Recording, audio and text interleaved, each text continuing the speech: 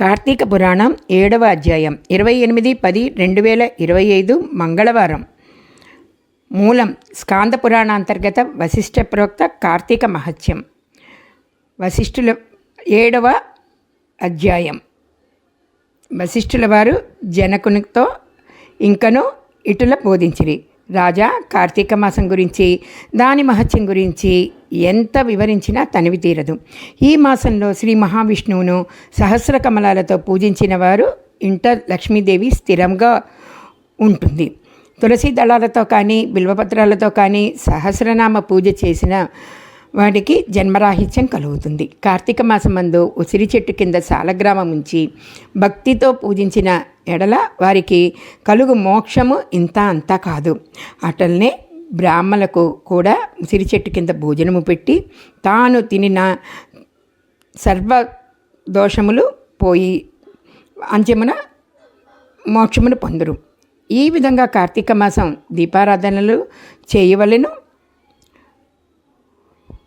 ఉదయము సాయంకాలము ఏ గుడికైనాను వెళ్ళి భక్తితో సాష్టాంగ నమస్కారములైనా చేస్తే మంచిదే.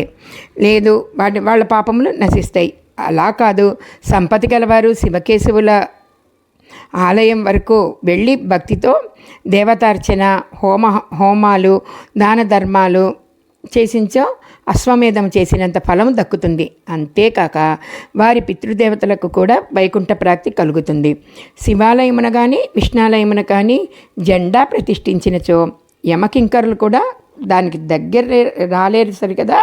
పెనుగాలికి ధూళి లేచిపోయినట్టు వాళ్ళది కోటి పాపములన్నీ కూడా పటాపంచలైపోతాయి. ఈ కార్తీక మాసంలో తులసి కోట వద్ద ఆవు పేడతో అలికి వరిపిండితో శంకుచక్ర ఆకారముల ముగ్గులను పెట్టి నువ్వులు ధాన్యములు పోసి దానిపై ప్రమిద నుంచి నిండా నువ్వుల నూనె పోసి వత్తిని వేసి వెలిగించవలెను. ఈ దీపము రాత్రింబవళ్ళు ఆరకుండా ఉంచవలెను. దీనినే నందాదీపం అంటారు. ఈ విధంగా చేసి నైవేద్యమిడి కార్తీక పురాణాన్ని చదువుతూ ఉండవలెను. ఎడల హరిహరులు సంతసించి కైవల్యము ఒసగెదరు. అటులనే కార్తీక మాసంలో ఈశ్వరుని జిల్లేడ పూలతో అర్చించిన ఆయుర్వృద్ధి కలుగును. సాలగ్రామమునకు ప్రతినిత్యము గంధము పెట్టినచో తులసి దళములతో పూజించవలెను. ఏ మనుజుడు ధనము బలము కలిగినను కార్తీక మాసమందు పూజాదులు సలపడో ఆ మానవుడికి మరుజన్మలో సునకమై తిండి దొరకక ఇంటింటా తిరిగి కట్టెలతో దెబ్బలు తినుచు నీచ స్థితిలో చచ్చును. కావున కార్తీక మాసం నెల రోజులు పూజలు చేయలేని వారు ఒక్క సోమవారం అయినా చేసి శివకేశవుల్ని పూజించటము ఆ మాస ఫలమంతా కూడా కలుగుతుంది. కనుక ఓ రాజా, నీవు కూడా ఈ వ్రతం ఆచరించి తరింపుము అని చెప్పెను.